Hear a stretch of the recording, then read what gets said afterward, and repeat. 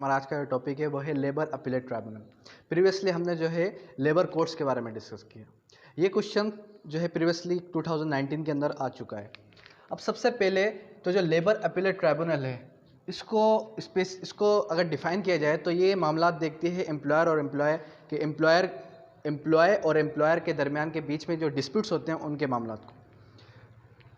तो ये स्पेसिफाई करने के लिए गवर्नमेंट क्या करेगी, गवर्नमेंट पर्टिकुलरली एक या एक से ज़्यादा लेबर अपीलेट ट्राइब्यूनल बनाएगी। अब लेबर अपीलेट ट्राइब्यूनल बनाएगी किसी भी प्रोविंस के अंदर, फॉर एग्जांपल एक प्रोविंस के अंदर एक या एक से ज़्यादा बना सकती है। फिर उसके बाद क्या करेगी, वो स्पेसिफाई करेगी उसकी जुरिस्डिक्शन कि इसकी क्या जुरिस्डिक्शन है। अब फर्दर बात करते हैं इसकी क्वालिफिकेशन की। क्वालिफिकेशन मीन्स के कौन जो है लेबर अपीलेट ट्राइब्यूनल में बैठेगा। इट मीन्स के मेंबर कौन होगा लेबर अपीलेट ट्राइब्यूनल का। तो लेबर अपीलेट ट्राइब्यूनल की अगर क्वालिफिकेशन की बात की जाए तो इसकी जो क्वालिफिकेशन है वो कोई भी एक जज, कहाँ का, high court, Lahore high court, या फिर एडिशनल जज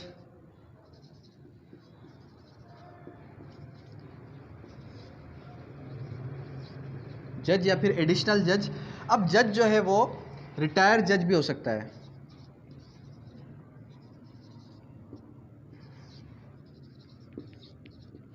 तो वो मेंबर होगा एक लेबर अपीलेट ट्राइब्यूनल का।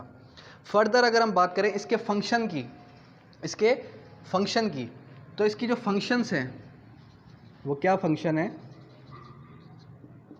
अब इसके फंक्शन बहुत ही सिंपल हैं कि लेबर अपीलेट ट्राइब्यूनल जो है वो सुनती है जो लेबर कोड के मामला थे। इट मीन्स कि लेबर कोर्ट ने अगर कोई डिसीजन दिया है उस डिसीजन को जो है लेबर अपीलेट ट्राइब्यूनल सुनेगी। और इसके अगर पावर्स की बात की जाए, फंक्शन लिख लें सबसे पहले, to hear decisions of labour court. अब इसके पावर्स की बात करें तो इसके पावर्स क्या हैं। इसके पावर्स हैं तो ये जो है लेबर कोर्ट्स के जो डिसीजन है उनको क्या कर सकती है, सबसे पहले उसको कंफर्म करेगी, या तो उसको कंफर्म कर सकती है या फिर सेट और असाइड कर सकती है,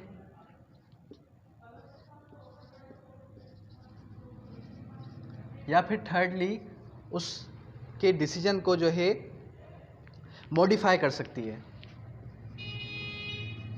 अब ये मॉडिफाई क्या है, सिंपली मॉडिफाई मीन्स के बदल सकती है, उसके जो डिसीजन होगा उसके डिसीजन को बदल सकती है। फर्दर अब बात करते हैं प्रोसीजर की कि लेबर अपीलेट ट्राइब्यूनल के अंदर प्रोसीजर कौन सा चलेगा। अब जो लेबर अपीलेट ट्राइब्यूनल है उसका प्रोसीजर बहुत ही सिंपल है। किस तरीके से कि जो प्रोसीजर है वो प्रोसीजर उसका टाइम पीरियड है वो टाइम पीरियड है 120 डेज़। 120 डेज़ टाइम पीरियड कितना है, 120 डेज़ का। लेकिन अगर बात की जाए वर्कमैन रेजिस्टेंस की, इट मीन्स के अब एक वर्कमैन है, उस वर्कमैन को दोबारा रखना है, तो जो लेबर अपीलेट ट्राइब्यूनल है उसके पास टाइम पीरियड है कितने दिन का, 90 डेज़।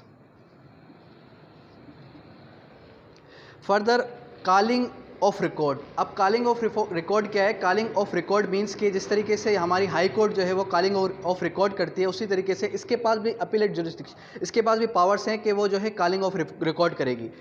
अब यहाँ पर calling of record,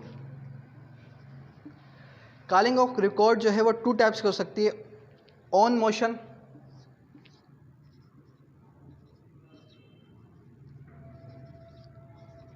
it's on motion, it means के खुद से, या फिर जो है application of aggrieve party,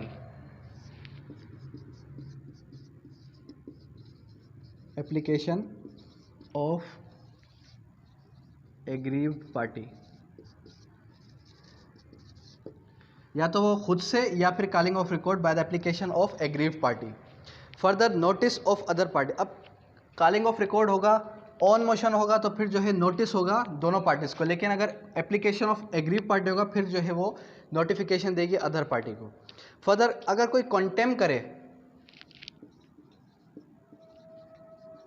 कॉन्टेम means simply कि कोई जो है अदालत की तौहीन करे, अदालत के लेबर अपीलेट ट्राइब्यूनल के बुलाने पर ना जाए, तो फिर क्या होगा, फिर जो है इसके पास सेम पावर्स हैं, इसके पास सेम पावर्स है हाई कोर्ट के।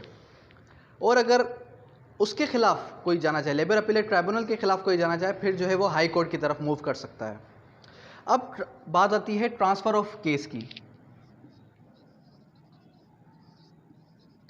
Transfer of case, for example कि एक जो है पार्टी है, ए पार्टी नहीं चाहती कि मैं जो है इस लेबर कोड के अंदर अपना मुकदमा चलाऊं, वो चाहती है मैं किसी और लेबर कोड के अंदर अपना मुकदमा चलाऊं, तो वो क्या करेगी, वो जो है लेबर अपीलेट ट्राइब्यूनल के पास जाएगी। कहाँ जाएगी? लेबर अपीलेट ट्राइब्यूनल के पास जाएगी। और लेबर अपीलेट ट्राइब्यूनल क्या करेगा, उसके